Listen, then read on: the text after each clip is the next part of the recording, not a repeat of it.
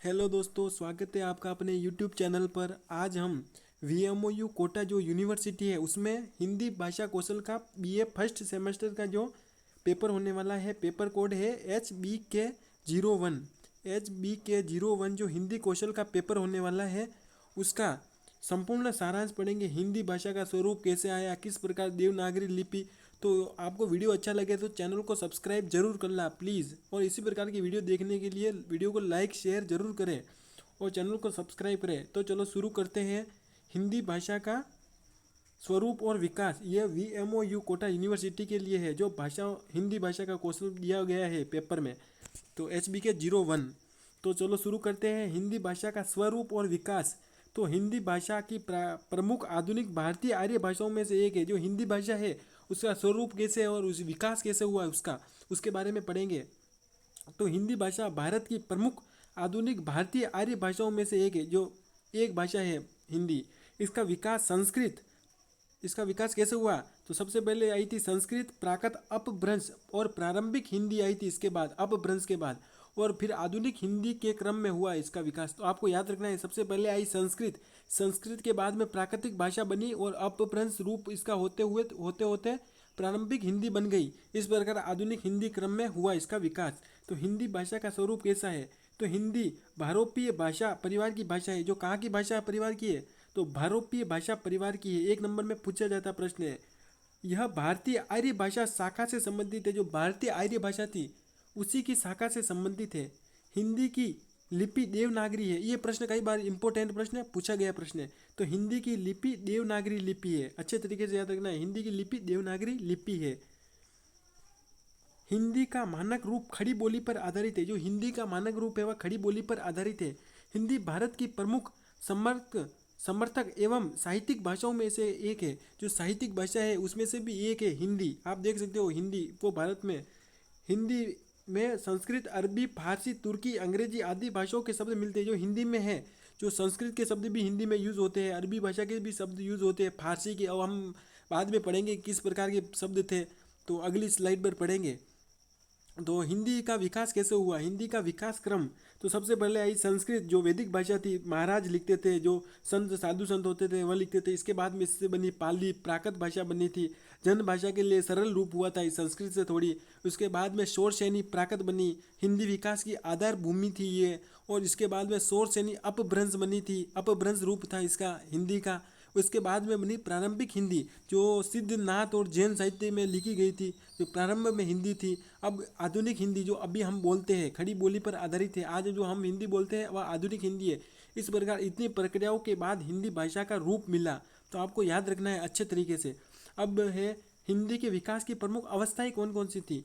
तो क नंबर पढ़ते हैं, संस्कृत काल। सबसे पहले तो हिंदी की मूल जड़ें संस्कृत में मानी जाती है। तो प्रश्न आ सकता है कि हिंदी की मूल जड़ कौन सी है? तो संस्कृत।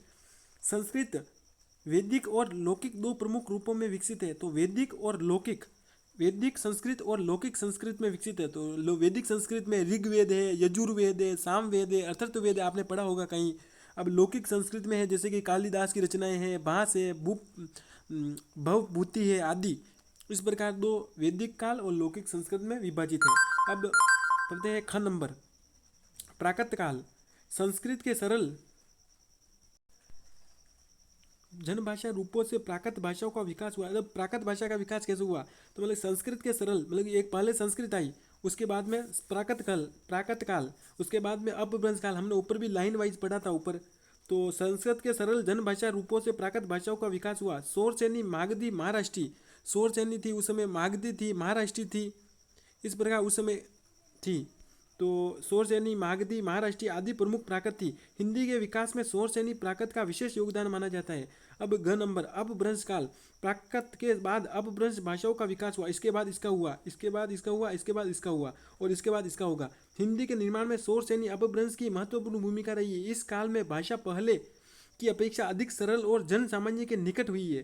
तो जिस प्रकार देख सकते हो, शोर सैनी से मागधी, महाराष्ट्री बनी थी। प्राकृत भाषाओं का उद्भव किस प्रकार हुआ था, अपभ्रंश के बारे में जानकारी दे रहे हैं ये। तो हिंदी सिद्ध साहित्य के लोग थे, उन्होंने भी लिखी थी, नाथ साहित्य के, जैन साहित्य के। इस प्रकार जैसे कि प्रारंभिक हिंदी काल, लगभग 10वीं से 11वीं शताब्दी के आसपास हिंदी के प्रारंभिक रूप दिखाई देने लगे थे। सिद्ध, नाथ और जैन साहित्य में इसके प्रारंभिक रूप मिलते हैं, प्रारंभिक रूप इसके इधर मिलते हैं। आगे चलकर विभिन्न क्षेत्रीय बोलियों का विकास हुआ, इस प्रकार हिंदी का विकास हुआ। आपको मेन ये पॉइंट याद रखना है, क, ख, ग और ग। अंदर का आपको बहुत अच्छे तरीके से याद हो गया होगा, सरल है एकदम, इससे इसका उत्पन्न हुआ, ये मुख्य रही हिंदी में, तो आपको अच्छे तरीके से याद गया होगा। अब आधुनिक हिंदी क्या है, तो आधुनिक हिंदी के बारे में पढ़ते हैं। जैसे आधुनिक हिंदी में के विकास में खड़ी बोली का विशेष महत्व है, जो खड़ी बोली है उसका विशेष महत्व है। तो 19वीं शताब्दी में हिंदी गद्य का तेजी से विकास हुआ, 19वीं शताब्दी में हुआ था। भारत तेंदु हरिश्चंद्र ने आधुनिक हिंदी के विकास में महत्वपूर्ण भूमिका निभाई थी। जो भारत तेंदु हरिश्चंद्र जी थे, उन्होंने आधुनिक हिंदी में महत्वपूर्ण भूमिका निभाई इन्होंने। तो महावीर प्रसाद स्वामी थे, महावीर प्रसाद द्विवेदी ने हिंदी भाषा को व्यवस्थित और परिष्कृत किया था, महावीर प्रसाद स्वामी ने हिंदी भाषा को परिष्कृत किया था। इसके बाद में प्रेमचंद्र जी है, जयशंकर प्रसाद है, निराला जी है, महादेवी वर्मा है, जो प्रमुख कवि थे, इन्होंने हिंदी भाषा को समृद्धि दिलाई थी। तो आप अच्छे तरीके से याद रखना इन भारतेंदु हरिश्चंद्र का नाम। अब इसके बाद में पढ़ते हैं हिंदी की प्रमुख बोलियाँ कौन कौन सी है। तो हिंदी की बोलियों को सामान्यतः 5 वर्गों में बांटा गया है। तो पश्चिमी हिंदी, जो राजस्थान के पश्चिमी भागों में बोली जाती है, तो खड़ी बोली, पश्चिमी बोली की उपबोलियाँ, ब्रज भाषा, हरियाणवी है, बुंदेली, कन्नौजी है, ये खड़ी बोली है जो पश्चिमी हिंदी है। अब पूर्वी हिंदी, जिसमें पूर्वी हिंदी में आती है अवधी, बघेली, छत्तीसगढ़ी, राजस्थानी में आती है मारवाड़ी, मेवाड़ी, ढूंढाड़ी आदि, बिहारी में आती है भोजपुरी, मगही, मैथिली आदि, मतलब कि अलग अलग बोलियों के प्रकार है। पहाड़ी, जो पहाड़ियों में बोलते हैं, गढ़वाली बोली, कुमाऊनी बोली आदि, जिस प्रकार हमारे मेवाड़ी बोलते हैं उसी प्रकार कुमाऊनी, अलग अलग प्रकार की बोली जाती है। तो अब उसके बाद में पढ़ते हैं 5 नंबर, हिंदी के विकास में प्रमुख व्यक्तियों का योगदान क्या रहा है। तो अमीर खुसरो का हिंदी के विकास में योगदान रहा है, अमीर खुसरो का। कबीर जी है, तुलसीदास जी है, सूरदास जी है, भारत तेंदु हरिश्चंद्र जी है, महावीर प्रसाद द्विवेदी है, प्रेमचंद्र है, इनके बारे में कई बार पूछा गया है। जो अमीर खुसरो है, हिंदी के विकास में योगदान दिया था। कबीर जी है, जो जन्म भाषा को साहित्यिक अभिव्यक्ति दी। सूरदास जी ने ब्रज भाषा में अपने ग्रंथ लिखे थे। तुलसीदास जी ने अवधी भाषा में लिखे। भारत तेंदु हरिश्चंद्र जी ने आधुनिक हिंदी के जनक माने जाते हैं। प्रश्न याद रखना, आधुनिक हिंदी के जनक किसे माना जाता है, भारत तेंदु हरिश्चंद्र जी को। इस प्रकार आप अच्छे तरीके से याद रख सकते हो। प्रश्न नंबर, जैसे कि हिंदी भाषा की प्रमुख विशेषताएं क्या है, तो जैसे कि हिंदी भाषा की विशेषताएं पूछी जाती है 5 नंबर के प्रश्न में। तो सरल एवं सहज अभिव्यक्ति है, सरल भाषा एकदम और सहज भाषा है। देवनागरी लिपि में लिखी जाती है, देवनागरी लिपि में। वैज्ञानिक एवं व्यवस्थित वर्णमाला में है, जैसे अ आ ई उ ऊ। 4 नंबर, विभिन्न भारतीय भाषाओं से शब्द ग्रहण करने की क्षमता रखती है, मतलब दूसरे देशों से भी अपने शब्द ग्रहण करने की क्षमता रखती है। संस्कृत के शब्द भी हिंदी में मिलेंगे, अंग्रेजी के मिलेंगे, उर्दू के मिलेंगे। समृद्ध साहित्य परंपरा है, अनेक बोलियां एवं उपभाषाओं का विशाल क्षेत्र है। ये सबसे ज़्यादा बोली जाने वाली हिंदी की, जैसे कि हिंदी की उपबोली है अवधी, ब्रज, मैथिली, राजस्थानी, तो इनकी विशाल क्षेत्र में बोली जाती है। 7 नंबर, बदलते समय के अनुसार नए शब्दों को अपनाने की क्षमता रखती है हिंदी। तो हिंदी में नए शब्द आते रहते हैं। हिंदी की एकता, संस्कृति और ज्ञान की भाषा है। अब सेकंड नंबर यूनिट देख लेते हैं, जैसे टॉपिक 2 नंबर देखते हैं, हिंदी भाषा का शब्द भंडार। शब्द भंडार के बारे में पढ़ेंगे, जैसे कि सारांश, हिंदी भाषा का शब्द भंडार बहुत विशाल और समृद्ध है। हिंदी ने संस्कृत, प्राकृत, अपभ्रंश, अरबी, फारसी, तुर्की, अंग्रेजी तथा अन्य भारतीय भाषाओं से अनेक शब्द ग्रहण किए हैं। इसी कारण हिंदी में विचारों और भावों को व्यक्त करने की व्यापक क्षमता है। अब व्याख्या पढ़ेंगे, जैसे कि हिंदी के शब्द भंडार की मुख्यतः निम्न वर्गों में समझा जा सकता है। हिंदी में कौन कौन से शब्द यूज किए गए हैं, तो जैसे कि तत्सम शब्द है, तद्भव शब्द है। तत्सम शब्द में कौन कौन से आते हैं, जो संस्कृत से बिना परिवर्तन किए हिंदी में आ गए। जैसे कि सूर्य है, वह संस्कृत भाषा का शब्द है। संस्कृत में सूर्य को सूर्य कहते हैं, लेकिन इसे हिंदी में भी सीधा सीधा यूज किया गया है। संस्कृत में विद्यालय को विद्यालय कहते हैं, संस्कृत में विद्यालय को विद्यालय कहते हैं, तो हिंदी में भी विद्यालय कहते हैं। संस्कृत में समाज को संस्कृत में समाज कहते हैं, तो हिंदी में भी समाज कहते हैं। अग्नि को संस्कृत में अग्नि कहते हैं, तो हिंदी में भी अग्नि कहते हैं। मतलब कि यों के यों छप गए ये जो ये शब्द थे, तो हिंदी में भी यूज़ किए जाने लगे संस्कृत के शब्द। अब तद्भव शब्द कौन से, जो संस्कृत से प्राकृत और अपभ्रंश के माध्यम से परिवर्तित होकर हिंदी में आए हैं। जैसे कि संस्कृत में दूध को दुग्ध कहा जाता है, तो हिंदी में इसे दूध कहा जाता है, परिष्कृत रूप है, मतलब कि बदल गए। संस्कृत में दांत को दंत कहा जाता है, जबकि हिंदी में दांत कहा जाता है। कान को संस्कृत में कर्ण कहा जाता है, जबकि हिंदी में कान कहा जाता है। इस प्रकार तद्भव शब्द ये हो गए जो परिवर्तित हुए, और तत्सम शब्द जो सीधे के सीधे छप गए। आप अच्छे तरीके से चित्र से याद रख सकते हो, परीक्षा में आने वाले प्रश्न हैं जो। अब 3 नंबर, हिंदी भाषा का शब्द भंडार, जैसे कि देशज शब्द कौन कौन से हैं, जो स्थानीय बोलियां या देश के विभिन्न भाषाओं से हिंदी में आए हैं। जो स्थानीय बोलियां मतलब लोगों द्वारा जो स्थानीय रूप से बोले जाते हैं, देश के विभिन्न भाषाओं से आए, जैसे खंटिया। तो खंटिया हमारे यहाँ का था नहीं, कई दूसरे देशज शब्द से था। देश के विभिन्न भाषाएं जो दूसरे देश की थी। पगड़ी है जो दूसरे देश की है। झोपड़ी है तो दूसरे देश से यूज़ की गई है, जो हिंदी में सीधे सीधे यूज़ हो गई है। अब विदेशी शब्द जो दूसरी भाषाओं से हिंदी में आए हैं, जो जैसे कि दूसरी भाषा अरबी भाषा है। जो अरब आक्रमण हुए थे उस समय भी ये जो किताब, बाजार, अदालत का शब्दों जैसे यूज़ किया जाता था। जैसे कि किताब है वो फारसी भाषा का शब्द है, बाजार है, अदालत है, ये विदेशी शब्द है जो हिंदी में सीधे सीधे यूज़ हो गए। अब जैसे कि अंग्रेजी में कौन कौन से हैं? अंग्रेजी में स्कूल है, अब हिंदी में भी स्कूल यूज़ करते हैं हम, जबकि ये अंग्रेजी का शब्द है। रेल है अंग्रेजी का शब्द, बट हम हिंदी में यूज़ करते हैं। स्टेशन है, कंप्यूटर है जो इंग्लिश का शब्द है, पर हम हिंदी में सीधा का सीधा यूज़ करते हैं। हिंदी में हम कंप्यूटर को कंप्यूटर कहते हैं, स्कूल को स्कूल कहते हैं, रेल को रेल कहते हैं, जबकि ये इंग्लिश के वर्ड है। अब निष्कर्ष क्या निकला? तो हिंदी की विशेषता यह है कि वह दूसरी भाषाओं से आवश्यकता अनुसार शब्द ग्रहण करके अपने शब्द भंडार को निरंतर समृद्ध करती है। मतलब कि कोई से भी भाषा उसको अपने अंदर खींच लेती है हिंदी भाषा। इस प्रकार की भाषा है हिंदी। अब देवनागरी लिपि, पॉइंट नंबर 3, देवनागरी लिपि का मानक स्वरूप। सारांश, हिंदी भाषा को लिखने के लिए देवनागरी लिपि का प्रयोग किया जाता है। देवनागरी वैज्ञानिक, व्यवस्थित और सरल लिपि मानी जाती है। हिंदी के लिए देवनागरी के मानक स्वरूप को निश्चित करने से लेखन में एकरूपता आई है। किस प्रकार एकरूपता आई है तो देखते हैं। जैसे कि व्याख्या, देवनागरी लिपि की प्रमुख विशेषताएं, तो यह बाएं से दाएं लिखी जाती है। जैसे कि आपको हिंदी में कुछ भी नाम लिखते हो, कोई भी वाक्य लिखते हो, राम घर जाता है, तो आप बाएं से लिखते हो, बाएं से शुरू करते हो और दाएं तक जाते हो, इस प्रकार लिखी जाती है। इसमें स्वर और व्यंजन दोनों के लिए अलग अलग चिन्ह है। जैसे कि स्वर के लिए अ आ ई ऊ, इस प्रकार देख सकते हो। व्यंजन के लिए अलग है ये। तो अक्षरों के ऊपर शिरो रेखा है। जिस प्रकार की शिरो रेखा, जैसे क लिखा तो इसके ऊपर शिरो रेखा इस प्रकार की, तो सीधा का सीधा तो रखेंगे नहीं, ऊपर शिरो रेखा तो खींचेंगे, इस प्रकार शिरो रेखा है। मात्राओं की निश्चित व्यवस्था है। किस प्रकार मात्राओं की निश्चित व्यवस्था, जैसे कि आ, ई, इस प्रकार की निश्चित व्यवस्था होती है। उच्चारण और लेखन में अपेक्षाकृत निकट संबंध है। उच्चारण भी एक जैसा होता है, क ख, मतलब कि आप समझ सकते हो अपने अंतर्भाव से। संयुक्त व्यंजनों को लिखने की व्यवस्था है।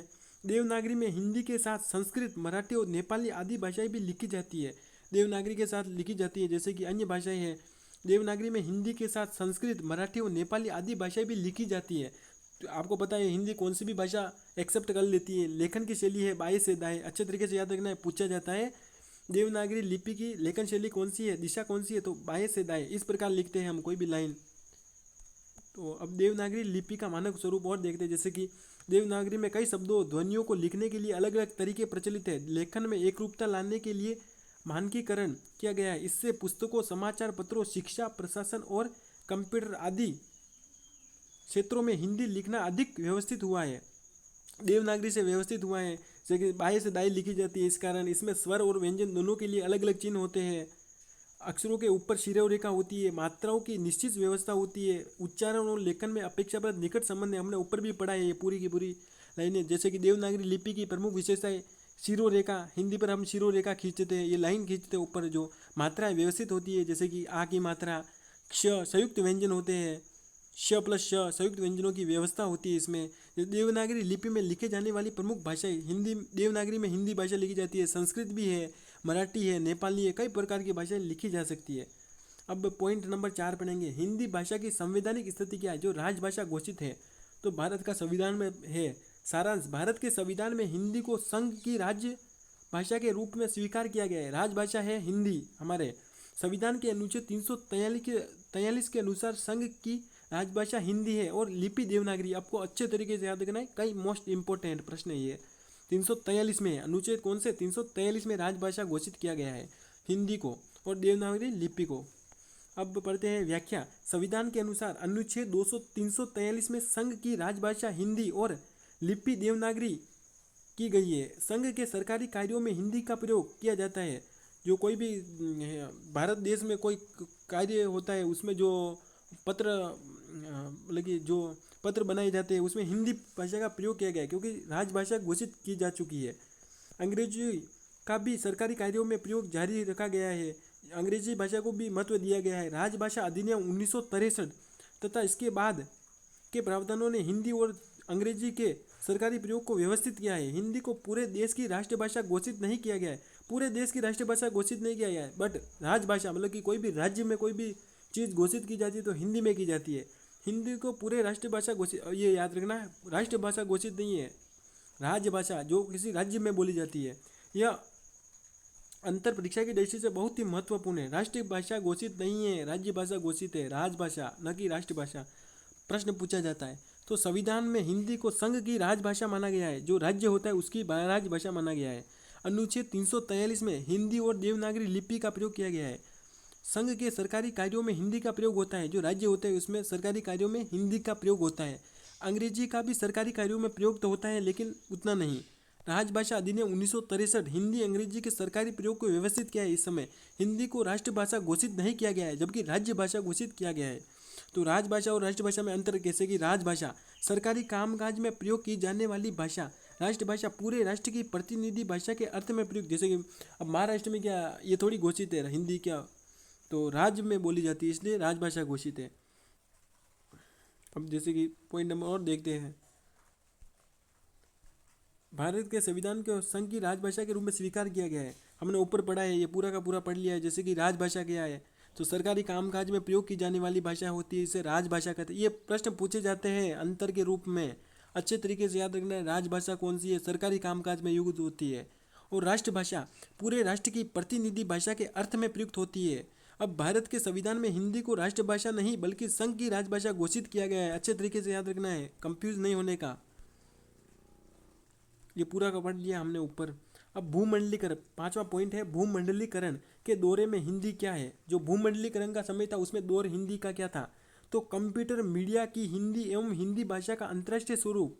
तो सारांश, भूमंडलीकरण के कारण दुनिया के विभिन्न देशों और समाजों के बीच संपर्क बढ़ा है, जैसे कि internet, computer, mobile, social media, television और फिल्मों ने हिंदी को भारत की सीमाओं से बाहर पहुंचाने में महत्वपूर्ण भूमिका निभाई है।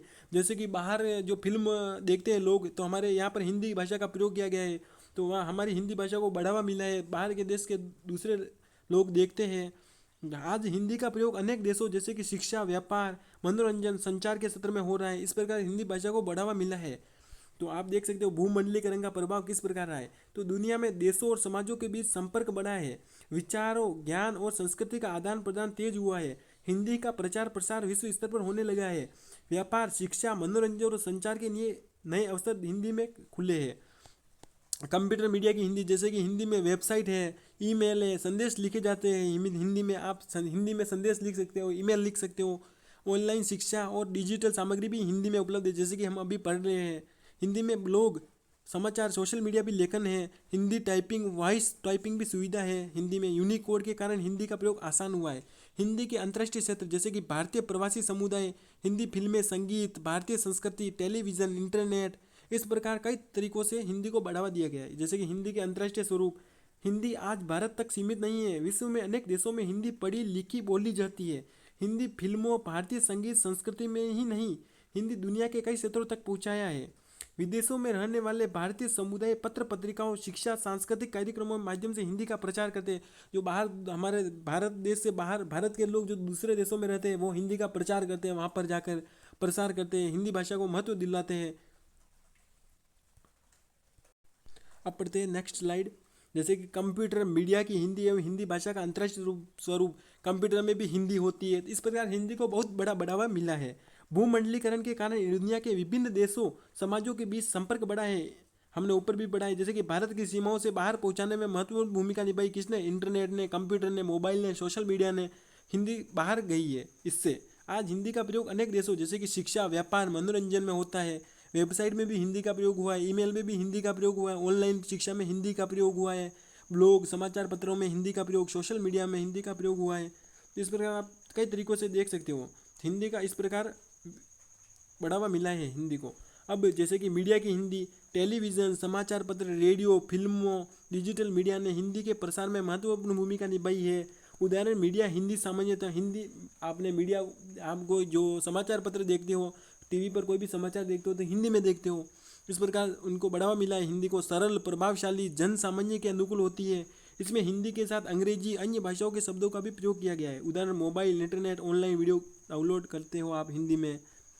तो हिंदी को अंतर्राष्ट्रीय दर्जा, हिंदी का अंतर्राष्ट्रीय स्वरूप। हिंदी आज केवल भारत तक सीमित नहीं है, विश्व के कई देशों में हिंदी पढ़ी लिखी बोली जाती है।